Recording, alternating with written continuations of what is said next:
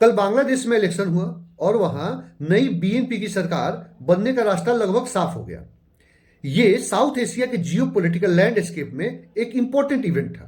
ये सिर्फ domestic political change नहीं, रीजनल स्टेबिलिटी का भी सवाल है।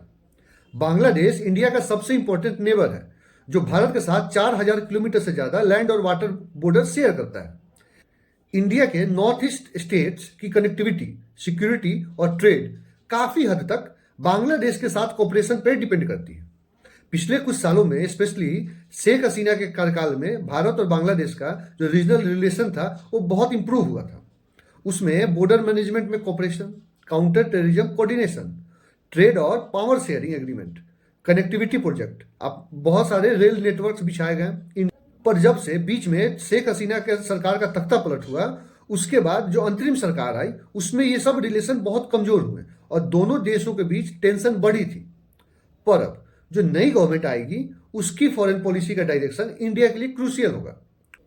अगर ढाका स्ट्रेटेजिक बैलेंस को मेंटेन करता है, इंडिया के साथ कोऑपरेशन और रीजनल स्टेबिलिटी को प्रायोरिटी देता है, तो इंडिया के लिए ये पॉजिटिव सिनेरियो होगा। लेकिन अगर इंटरनल इनस्टेबिलिटी और एक्सटर्नल पावर का इन्फ्लुएंस वहां बढ़ता है, तो इसका इंपैक्ट भारत के साथ सिक्योरिटी और बॉर्डर मैनेजमेंट पर डायरेक्ट पड़ सकता है।